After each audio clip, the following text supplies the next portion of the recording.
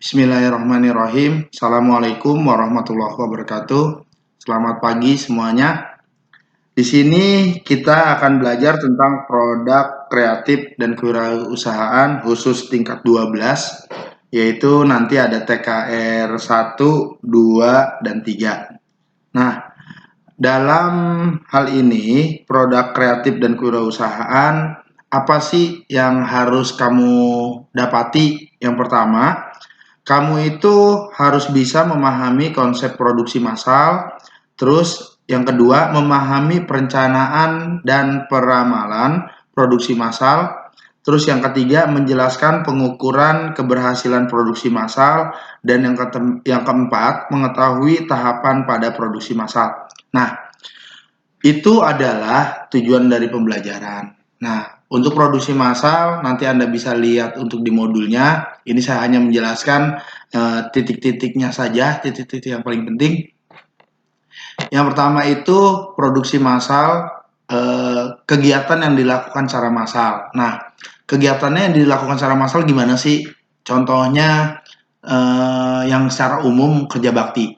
Nah, saat kerja bakti itu kan biasanya kalau di lingkungan-lingkungan RT atau RW yang paling kecil itu lingkungan RT. Biasanya itu bersih-bersih, misalkan bersihin jalanan. Nah, jalan itu panjang. Nah, dalam tahapan ini biasanya tuh kalau di lingkungan itu mulai dari jam 9. Pasti kelarnya itu nggak nyampe jam 12, udah selesai. Kenapa demikian? Karena semua item-itemnya masuk tuh. Ada yang macul, ada yang gimana, ada yang lagi nyapu, ada yang ngebakar sampah, semuanya. Nah, itu secara massalnya. Cuma yang kita bahas dalam ini adalah memproduksi massal. Nah, produksi massal itu produksi yang jumlahnya lebih dari 200. Jadi banyak produksinya. Contohnya seperti sekarang ini belum lama produksi massal itu tentang apa? Masker. Masker itu rame. Nah, terus masker udah selesai.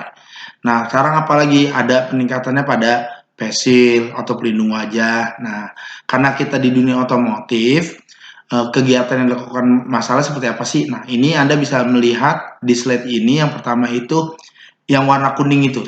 Nah, warna kuning itu ini paten pengerjaannya. Jadi dia ngerjain cuma itu aja setiap lane.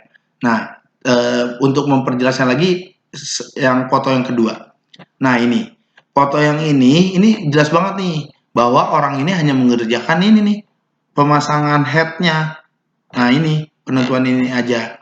Nah, kegiatan-kegiatan yang lainnya dilakukan sama yang lainnya. Terus apa lagi sih untuk kegiatan massal? Ciri-ciri produksinya. Nah, untuk ciri-ciri produksi massal itu, yang pertama itu bertujuan menguasai pasar. Nah, dari karena memang dia bangunnya banyak, bikin produknya banyak kan otomatis tuh penyebaran produknya kemana-mana. Namanya itu bahasa lainnya bertujuannya menguasai pasar. Karena memang semuanya ada dia. Kalau boleh saya nyebutin merek, kalau sampai zaman sekarang itu kayak produksi mie.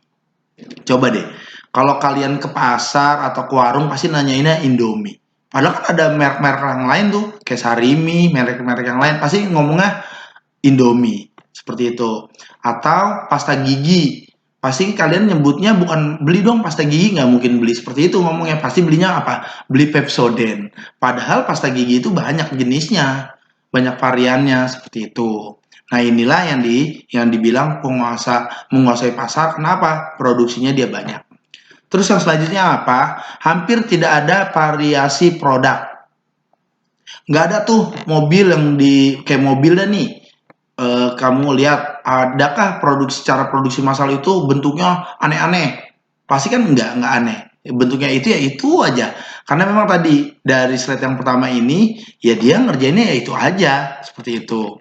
Emang ngerjainnya ya apa yang dibuat seperti masang baut, ya udah masang baut aja. Karena memang biasanya kalau produksi massal itu, kalau di bidang-bidang otomotif atau yang lain menggunakan robot. Jadi udah terprogram. Sama seperti industri-industri yang lain, produksi massal seperti apa sih? Kalau produksi massal secara umum, kalian bisa lihat di produk misalkan baju atau kaos. Kan itu orang yang suka buangin benang, masang kancing. Nah, itu.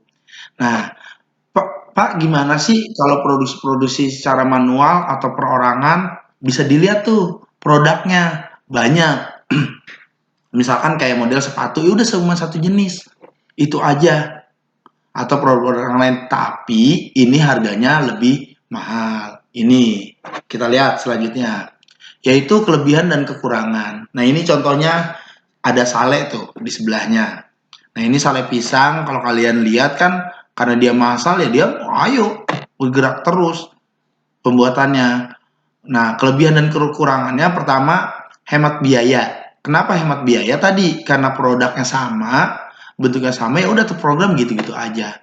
Terus efisiensi waktunya bisa terbentuk. Kenapa?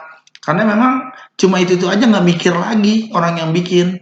Udah bikin ini aja bautnya ukuran 10 atau kayak misalkan lubang busi makanya 16 atau 17 seperti itu atau baut roda 21 ya udah 21 aja. Terus tingkat keakuratannya lebih tinggi, pasti karena memang dia udah ada sampel satu seperti ini bentuknya, nah terus berlanjut terus. Terus biayanya biaya mesin mahal. Nah, terkait biaya mesin mahal tadi karena memang dari keakuratan, efisiensi waktu, Pak kok biaya mesinnya mahal tapi hemat biaya. Nah, hemat biaya ini dilihat dari apa? Produknya sama aja, nggak berubah-berubah itu. Nah, biaya mesinnya mahal kenapa? Nah, biaya mesin ini kan kalau mesin itu bisa melakukannya 24 jam. Dia hanya berhenti hanya beberapa saat saja. Nah, ini yang disebut dengan biaya mesin mahal. Nah, itu saja untuk penjelasan terkait produksi massal. Lebih jelasnya Anda silakan buka di modul. Nanti di modul karena memang kita tahapannya baru pertemuan pertama, yaitu yang diminta memahami konsep produksi massal, memahami perencanaan dan peramalan produksi massal. Itu dulu yang Anda kuasai. Setelah itu nanti kita aplikasikan ke jurusan kalian. Kemanakah untuk produksi massal tersebut? Oke, itu saja dari saya. Kurang dan lebihnya mohon maaf. Saya akhiri dan tidak ada tugas untuk kali ini. Maaf, tugasnya itu silakan di modul, tinggal akan dilihat. Di modul itu udah ada, cuma bentuknya itu Anda cuma menganalisa aja. Itu. Jadi tugasnya menganalisa apa sih produksi massal itu, terus dari mana sisi lain seperti itu. Silakan dibaca-baca lagi lebih jelasnya dan hemat waktu. Jangan melewati waktu-waktu yang disesiakan karena memang udah terjadwal KBM tanggal tersebut ya silakan dibuka di hari di jam waktunya untuk KBM. Itu saja dari saya, kurang dan lebihnya mohon maaf. Saya akhiri, wabillahi taufiq wal hidayah. Wassalamualaikum warahmatullahi wabarakatuh.